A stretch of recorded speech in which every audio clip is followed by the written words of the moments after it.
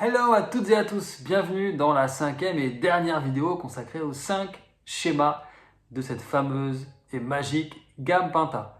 Donc si vous n'avez pas vu les 4 précédentes, vous pouvez aller les voir, donc sur les schémas 1, 2, 3 et 4. On va adopter toujours pareil la même structure pour la vidéo, il y aura 3 parties. 1 les bases, 2 approfondissements et 3 piments, ce que j'appelais piments, c'est-à-dire des petites astuces, des petites saveurs un peu différentes. Et puis, la vidéo donc est chapitrée en description, donc vous pouvez aller directement au point qui vous intéresse le plus. Alors, commençons par la partie numéro 1, donc les bases, c'est-à-dire le schéma lui-même, le 5e schéma de la Pinta.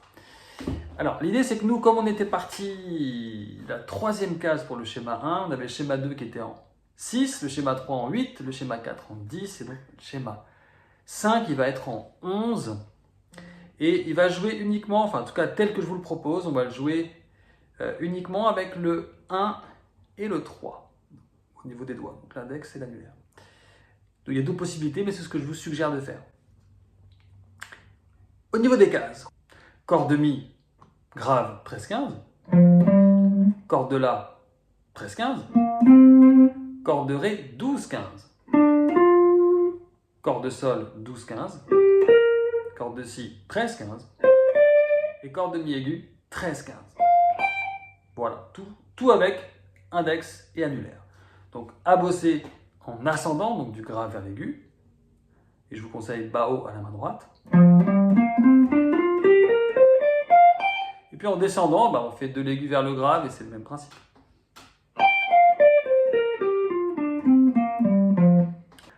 Vous pouvez bien sûr, vos schémas, les jouer et les bosser de façon différente.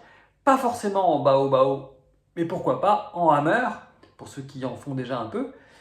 Donc vous partez de votre corde de grave, vous jouez la première et vous faites du hammer pour la deuxième. Donc ça va faire.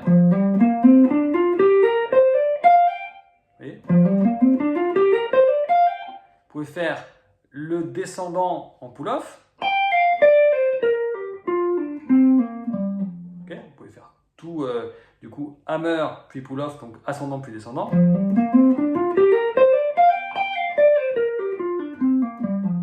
Par exemple, ça vous pouvez le décliner sur les 4 autres schémas, bien évidemment.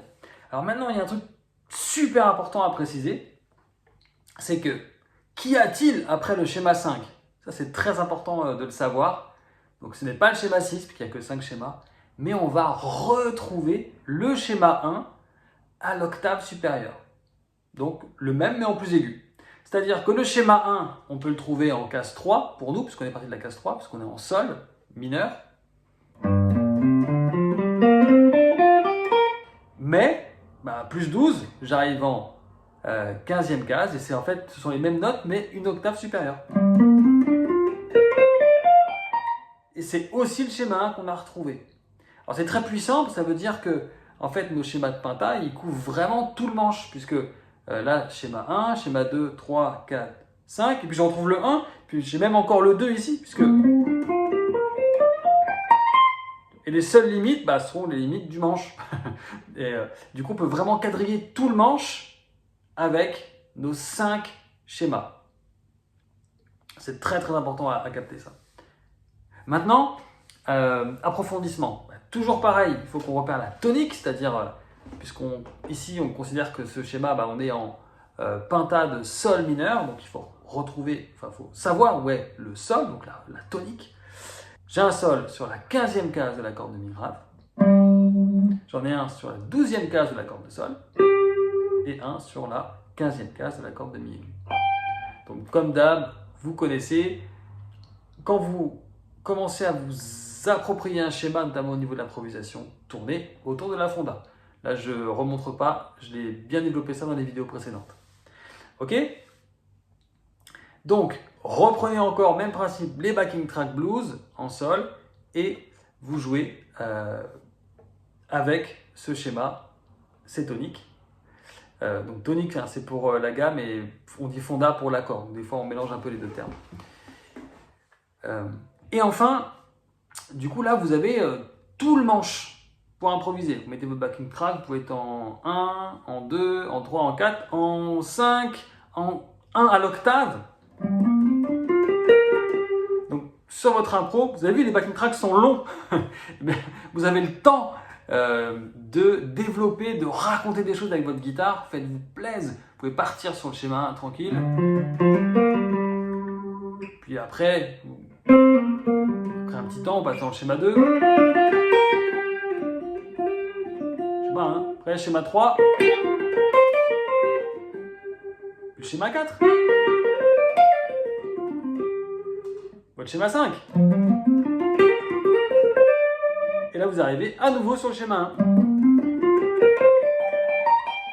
Puis le schéma 2, etc. Donc là, vous avez vraiment de quoi raconter pendant les 5, 7, 8, 10 minutes de votre backing track préféré. Ok? J'espère que c'est clair pour vous. Et comme je vous ai expliqué que ces schémas en fait peuvent être adaptés à n'importe quelle tonalité. On a beaucoup parlé du La dans les vidéos précédentes, un petit peu du Fa, un petit peu du Si aussi. Et là, je voudrais juste qu'on regarde ce qui se passe si on met un backing track en Ré. Alors, il y a plusieurs façons de faire. Soit vous partez du Sol et vous calculez par rapport au Sol. Mais là, c'est assez distant, donc c'est pas forcément le plus simple. Vous pouvez compter le nombre de demi-tons qu'il y a, donc le nombre de cases et vous adapter. Moi, je vais plutôt partir de trouver le schéma 1 en trouvant où est la note de Ré sur la corde de Mi grave. Le schéma 1, lui, part sur la tonique. Le schéma 1 part sur la tonique. Donc, je me dis où est le Ré sur la corde de Mi grave. Donc, de toute façon, je sais que ça c'est Mi. Donc, en 12, c'est Mi. Mi bémol, Ré. Donc, en 10e case de la corde de Mi, vous devez savoir que c'est un Ré. Et donc, du coup, là, je sais que j'ai mon schéma numéro 1. Et donc, que j'ai le schéma 2 ici. Mais aussi que j'ai le schéma 5 à la gauche du schéma 1. Vous me suivez, comme ça se suit, en fait, 1, 2, 3, 4, 5, 1, 2, 3, 4, 5. Vous devez capter tout de suite que ici, vous avez votre schéma 5 qui va vers le schéma 1. Parce que c'est 1, 2, 3, ici, 4, etc., etc. Donc, là encore, cherchez à quadriller le manche sur n'importe quelle tonalité. C'est super important. Parce que franchement, une fois que vous connaissez vos 5 schémas, vous avez repéré vos fondas. Alors, c'est vrai qu'on a parlé pour l'instant que des pentas mineurs. Il y a aussi des pentas majeurs, mais c'est une autre histoire et j'ai voulu cibler pour l'instant, me focaliser sur les pentas mineurs. Les pentas majeurs, on pourra voir que ce sont les mêmes schémas, mais les toniques sont pas au même endroit. Bref, je ferme la parenthèse, restons sur nos schémas de pentas mineurs. Donc là, vous avez tout le manche de quadrillé, vous savez où sont vos fondas et vous savez comment, à partir de n'importe quelle tonalité, vous pouvez prendre un blues en Mi. Enfin, je prends blues parce que c'est un très bon point de départ pour les pentas. Vous pouvez prendre un backing track en Mi, en n'importe quoi. Trouvez votre schéma 1, soit en partant du Sol et en vous décalant par rapport à ce que vous connaissez, ou en cherchant la tonique sur la corde de Mi grave, parce que la tonique sur la corde de Mi grave, c'est le point de départ du schéma 1. Et une fois que vous avez votre point d'ancrage, vous avez tout le manche maintenant. Donc franchement, éclatez-vous avec ça. Franchement, c'est tellement cool de pouvoir improviser, de s'exprimer comme ça. Et plus vous le ferez, plus vous vous éclaterez. Enfin, le petit piment, partie numéro 3. Là, juste un petit piment un petit peu plus soul, avec la bonne vieille technique des hammer pull-off. C'est pas sorcier, mais ça sonne très bien. Je vous le fais une fois, du genre.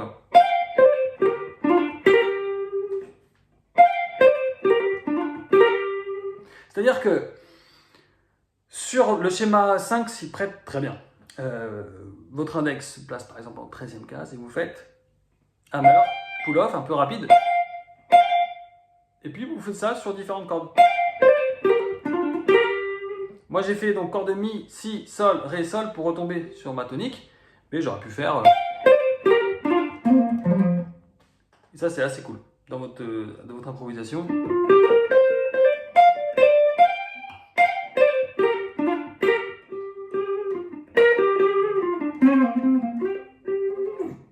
Voilà, là vous avez plein de choses pour vous éclater avec les pentas, les 5 schémas de pentas qu'on a ciblés en mineur Surtout, si vous avez des questions, mettez-les en commentaire ou d'autres sujets que vous souhaiteriez que j'aborde. Ce sera avec plaisir. Sur ce, passez une bonne semaine et à bientôt. Ciao!